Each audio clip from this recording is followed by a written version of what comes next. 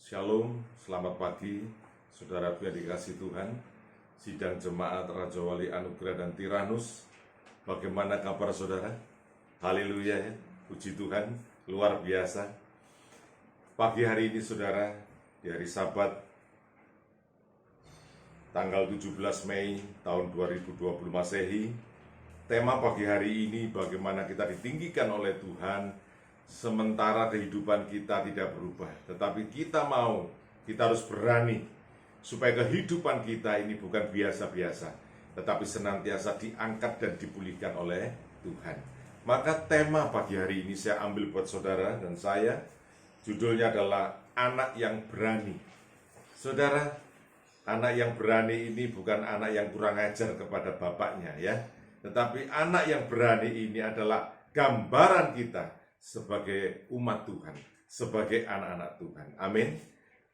Berikut saya jelaskan kepada saudara bahwa kita sebagai anak Tuhan, kita senantiasa sebenarnya dirindukan Tuhan untuk menerima nasihat dan teguran dari Tuhan.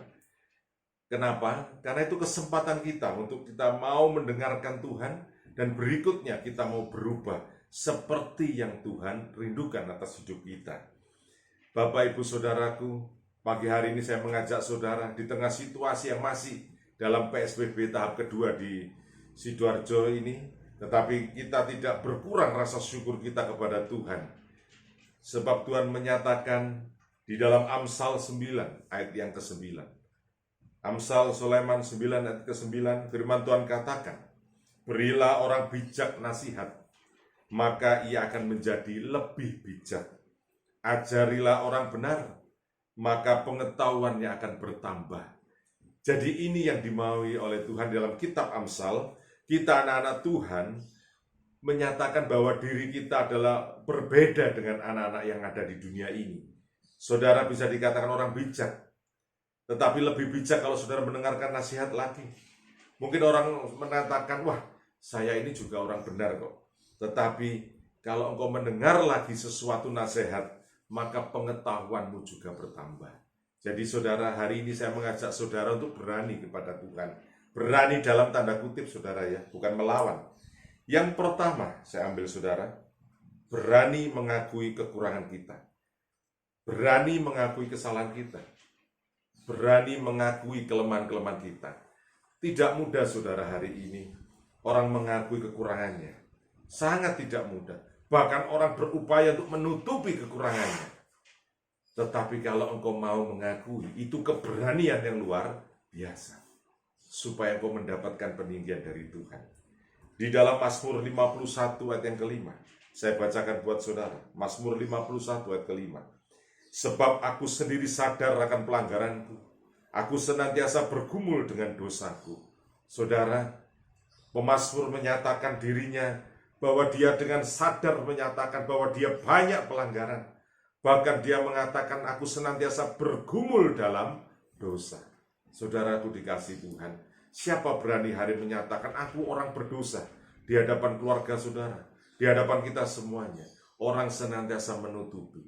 Tetapi pagi hari ini kita mau mengajak saudara dan saya, Tuhan mau mengajak saudara untuk berani mengakui apa yang menjadi kekurangan kita, apa yang telah kita langgar dalam hidup kita.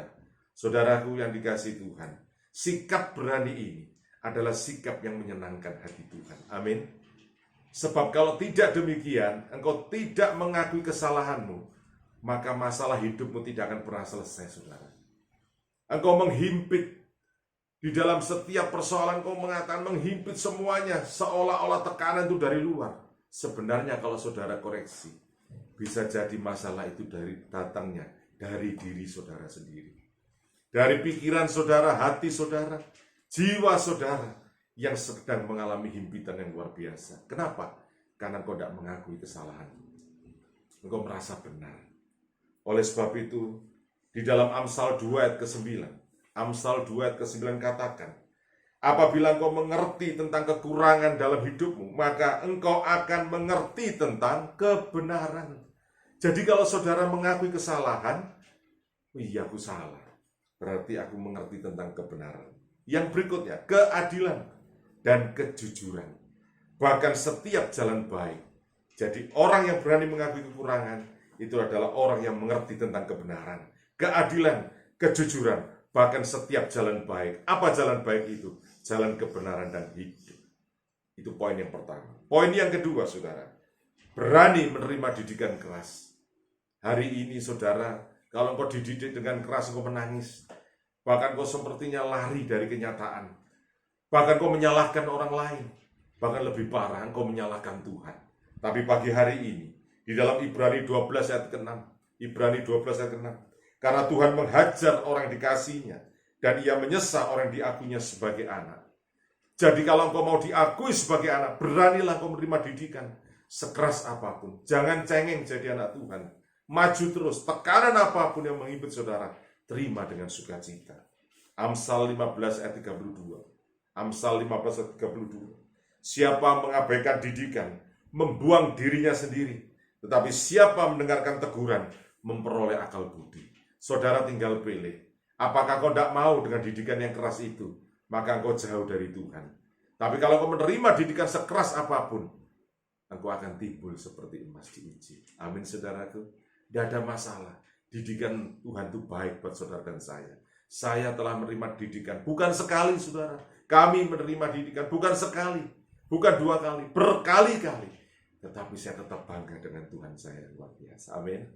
Saudara, pesan kita pagi hari ini. Jadikanlah hatiku tahir, ya Allah. Di dalam Mazmur 51 ayat 12. Mazmur 51 ayat 12. Jadikanlah hatiku tahir, ya Allah. Dan perbaruilah batinku dengan roh yang teguh. Kiranya Tuhan menolong saudara dan saya dengan keyakinan yang teguh. Bahwa engkau tidak mampu, iya. Tetapi Tuhan ada dalam hidupmu. Maka engkau mampu menanggung segala sesuatunya. Maka baharuilah rohmu dengan senantiasa bergaul karib dengan Tuhan. Kemudian di dalam Amsal 13 ayat 12. Amsal 3 ayat 12, Pak. Amsal 3 ayat 12. Karena Tuhan memberi ajaran kepada yang dikasihnya, seperti seorang ayah kepada anak yang disayanginya.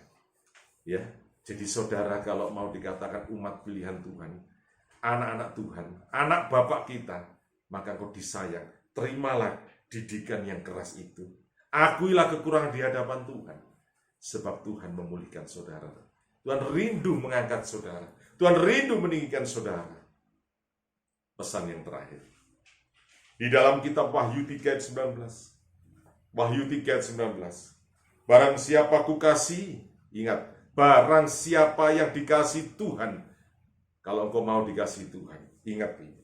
Ia kutegur dan kuhajar.